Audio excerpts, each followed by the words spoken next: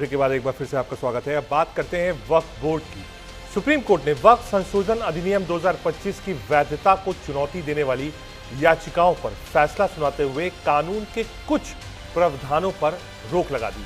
अदालत ने फिलहाल उस प्रावधान पर रोक लगाई है जिसमें वक्फ बोर्ड का सदस्य बनने के लिए कम से कम 5 साल तक इस्लाम का पालन करने की शर्त रखी गई थी।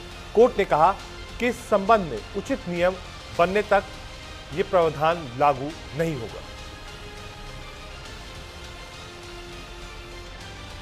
इसके अलावा धारा 3 सबसेक्शन 74 से जुड़े राजस्व रिकॉर्ड के प्रावधान पर भी रोक लगाई गई है। सुप्रीम कोर्ट ने साफ किया कि कार्यपालिका किसी भी व्यक्ति के अधिकार तय नहीं कर सकती जब तक नामित अधिकारी की जांच पर अंतिम निर्णय ना हो, जब तक वक्फ संपत्ति के मालिकाना हक का फैसला वक्फ ट्रिब्यूनल और हाई कोर्ट द्वारा ना हो जाए, तब तक वक्फ को उसकी संपत्ति से बेदखल नहीं किया जा सकता।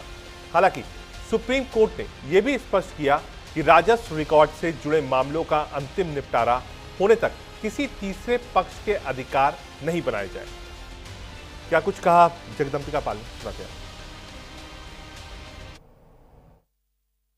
आज सुप्रीम कोर्ट ने उस अमेंडमेंट एक्ट जो है उसको, जिसको एक लेजिस्लेचर्स के द्वारा, उस विधायिका के द्वारा लोकसभा और राज्यसभा में 14-14 घंटे डिस्कशंस के बाद और ज्वाइंट पार्लियामेंट्री कमेटी में 6 महीने इस पे काफी डिटेल डिस्कशन सभी दल के सांसदों के साथ और देश के स्टेक होल्डर्स के साथ हुआ था।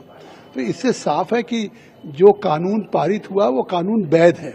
अब उसके कुछ प्रोविजंस पे जो स्टे किया है उस पे निश्चित तौर से सरकार उस पे विचार करेगी। जो सुप्रीम कोर्ट के फैसले उसके आलेख में उस पे कार्रवाई करेगी।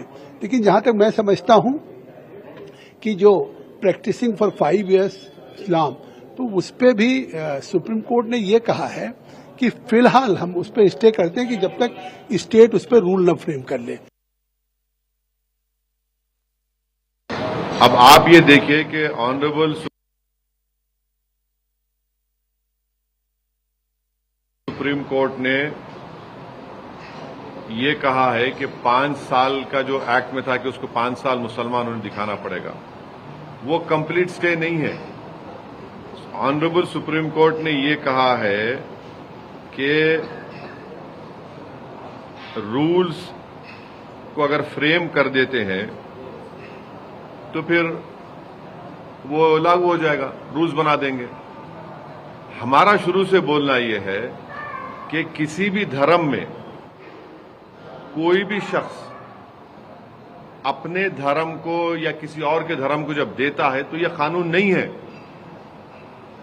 अब मिसाल के तौर पर अगर कोई मुसलमान हुआ है और वो किसी और धर्म को देना चाह रहा है तो उस पर कानून नहीं है। और भारत के संविधान में आर्टिकल 300 के तहत मेरी प्रॉपर्टी में किसी को दे सकता हूं। तो सिर्फ यही धर्म के मानने वालों के लिए इस तरह का प्रोविजन बनाना, और हम बीजेपी के सरकारों से पूछना चाहते हैं कि आप देश को डेटा दे दीजिए कि किसने धर्म बदल के वक्फ को दिया है प्रॉपर्टी।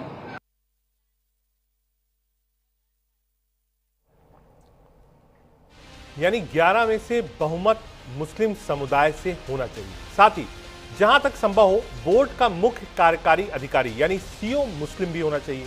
अदालत ने स्पष्ट किया है कि उसका यह आदेश वक्फ एक्ट की वैधता पर अंतिम राय नहीं है। अदालत ने साफ किया है कि पूरे कानून पर रोक लगाने का कोई आधार नहीं है, लेकिन कुछ प्रावधानों पर अंतरिम सुरक्षा दी जा रही है। कोर्ट ने कहा है कि समान तौर पर किसी कानून के पक्ष में संवैधानिक वैधता की धारा रहती है। आपको बता दें, मुख्य आपत्ति धारा 3, 3C, 3D, 7 और 8 सहित कुछ धाराओं पर थी। इनमें से धारा 3 के उस प्रावधान पर कोर्ट ने रोक लगा दी है जिसमें वक्फ बोर्ड का सदस्य बनने के लिए 5 साल तक इस्लाम का पालन करने की शर्त रखी गई थी। अदालत ने कहा कि जब तक सरकार इस पर स्पष्ट नियम नहीं बनाती तब तक ये प्रावधान लागू नहीं होगा, वरना ये मनमाना साबित हो जाएगा। आगे अदालत ने यह भी स्पष्ट किया कि किसी कलेक्टर या कार्यपालिका को संपत्ति के अधिकार तय करने की अनुमति देना शक्तियों के पतातीकरण यानी कि सेपरेशन ऑफ पावर्स के खिलाफ है। कोर्ट ने निर्देश दिया है कि जब तक धारा 3C के तहत वक्फ संपत्ति के मालिकाना हक का अंतिम फैसला वक्फ ट्रिब्यूनल और हाई कोर्ट से नहीं हो जाता, तब तक ना तो वक्फ को संपत्ति से बेदखल किया जाएगा और ना ही राजस्व रिकॉर्ड से छेड़छाड़ होगी। साथ ही इस दौरान किसी तीसरे पक्ष के अधिकार भी नहीं बनाए जाएंगे।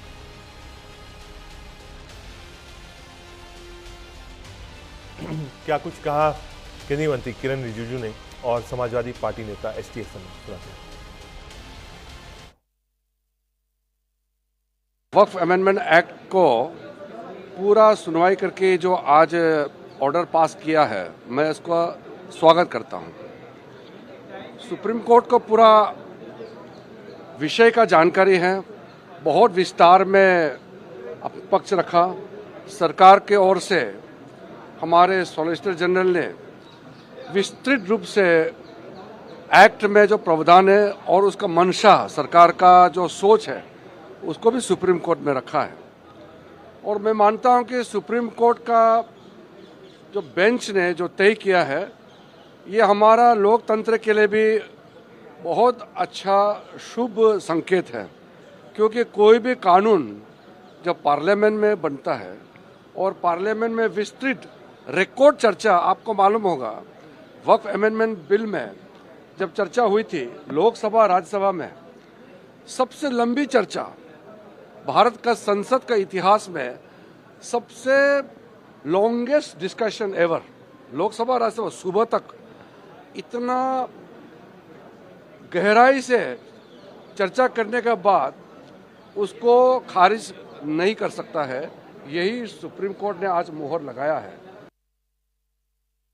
अभी डिटेल हमें ठीक से पता नहीं है,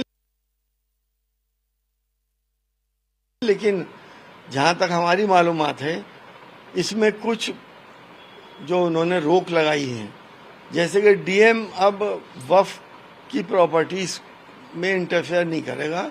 ये सबसे बड़ा पॉइंट था, क्योंकि डीएम साहब तो वही करते हैं जो सरकार चाहती है। हम इस फैसले का, जहां तक डीएम साहब की बात है, स्वागत करते हैं। और बाकी चीज़ें कि वक्फ के अंदर नॉन मुस्लिम को उन्होंने अलाउ कर दिया है। ना तो इस्लामिक कानून नॉन मुस्लिम जानते हैं और ना ही मुसलमान हिंदू पर्सनल लॉज को जानते हैं। कल को मुसलमान भी ये कहेंगे कि साहब हमें भी मंदिरों के ट्रस्ट में रखा जाए, तो क्या सुप्रीम कोर्ट इस बात को अलाउ करेगा?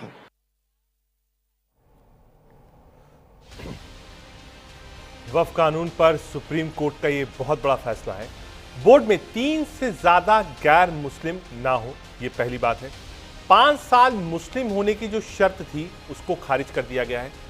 जहां तक संभव हो बोर्ड का सीईओ मुस्लिम हो। पूरे कानून पर रोक लगाने का अधिकार नहीं है। कानून लागू रहेगा। कुछ प्रावधानों पर रोक है, कुछ सेक्शन को लेकर ज्यादा विवाद है। वक्फ करने के लिए 5 साल मुस्लिम होने की शर्त पर रोक है। कलेक्टर वक्फ भूमि विवाद का निपटारा नहीं कर सकते हैं। वक्फ कानून के सेक्शन 3 से 4 पर सुप्रीम कोर्ट की रोक है। राजस्व रिकॉर्ड से संबंधित 2 धाराओं पर रोक है। सुप्रीम कोर्ट ने कुछ धाराओं पर रोक लगाई है। वक्फ एक्ट के अनुच्छेद 374 पर रोक है। वक्फ बोर्ड में 3 से ज्यादा मुस्लिम सदस्य ना हो। 11 सदस्यों में 3 से ज्यादा गैर मुस्लिम ना हो। रजिस्ट्रेशन का प्रावधान जारी रहेगा। मुस्लिम समुदाय से ही मेंबर बनाने की कोशिश हो। मामला ट्रिब्यूनल को जाना चाहिए। वक्फ बोर्ड का सीईओ मुस्लिम होना चाहिए।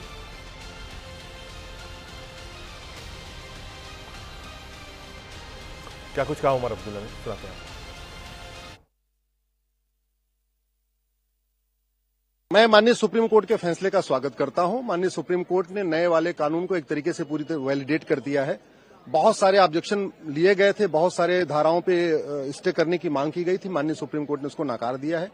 केवल उनको इतनी रिलीफ मिली है कि जो नए वाले कानून में व्यवस्था थी कि जो 5 साल तक प्रैक्टिसिंग मुस्लिम होगा वही वक्फ कर पाएगा, उसको माननीय सुप्रीम कोर्ट ने स्टे किया है। बाकी और सारी मांगें नकार दी गई हैं। जहां तक बात ये थी कि ये डीएम के यहां सुनवाई होगी या ट्रिब्यूनल में, उस पर भी स्पष्ट कर दिया है कि जो मामले ट्रिब्यूनल में चल रहे हैं उसकी ट्रिब्यूनल में ही सुनवाई होती रहेगी, लेकिन जो नया आएगा विषय वो डीएम के सामने जा सकता है, या वो आदमी कोई ट्रिब्यूनल में ले जाना चाहे ट्रिब्यूनल में भी, उसमें कोई अभी तक रोक नहीं लगाई है। तो इस फैसले का मैं स्वागत करता हूं। मैं आशा करता हूं कि माननीय सुप्रीम कोर्ट जल्दी से इसकी फाइनल हियरिंग कर देगा और इसका फाइनल डिसीजन भी जल्दी आ जाएगा। वक्फ बिल तो हम पहले से कहते आए कि इसमें एक ही मजहब के लोगों को जो है निशाना बनाया जा रहा है। सिर्फ एक ही मजहब के जो इदारे हैं, जो प्रॉपर्टीज हैं, उन्हें एक बिल के तहत जो है उनको इस कानून के दायरे में लाया गया। अच्छी बात है कि सुप्रीम कोर्ट ने भी इस चीज़ को समझा है और उसका एक बहुत मेन इशू जहां पे हुकूमत का इल्ज़ाम है कि गैर कानूनी तौर जो है किसी वक्फ ने ज़मीन पे कब्जा किया हुआ है।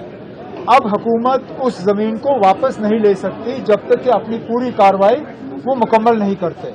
अच्छी बात है, इसमें जो बाकी कुछ ऑब्जेक्शनेबल हिस्से हैं अगर वो भी एक एक करके बाहर आए तो अच्छा होगा। ये वक्फ बिल तो हम पहले से कहते आए कि इसमें एक ही मजहब के लोगों को जो है निशाना बनाया जा रहा है। सिर्फ एक ही मजहब के जो इदारे हैं, जो प्रॉपर्टीज हैं, उन्हें एक बिल के तहत जो है उनको इस कानून के दायरे में लाया गया। अच्छी बात है कि सुप्रीम कोर्ट ने वक्फ कानून पर सुप्रीम आदेश आया है। अब आपको बताते हैं सवाल और उनके जवाब क्या थे। सवाल था, वक्फ बोर्ड में क्या सिर्फ मुसलमान हो? इसका जवाब क्या था बताते हैं। सवाल था, वक्फ संपत्ति का फैसला कलेक्टर करेगा। सवाल, 5 साल मुस्लिम होने की शर्त, यह भी था। सवाल था, अधिसूचना क्या रद्द हो? सुप्रीम कोर्ट ने कहा मुस्लिम समुदाय से ही बोर्ड का सदस्य बनाने की कोशिश हो। सुप्रीम कोर्ट ने कहा वक्फ बोर्ड के 11 सदस्यों में से 3 से ज्यादा गैर मुस्लिम ना हो। सुप्रीम कोर्ट ने यह भी कहा प्रावधान पर रोक है। सुप्रीम कोर्ट ने कहा पूरे कानून पर रोक लगाने का आधार नहीं बनता है, यानी पूरा जो अमेंडमेंट था वो नहीं रोक रहे। जो क्लॉज बाई क्लॉज बहस हुई, उन क्लॉजेस पर रोक सुप्रीम कोर्ट ने लगाई है। कुछ पक्ष और विपक्ष की वाइड है वक्फ पर। सुना जाए।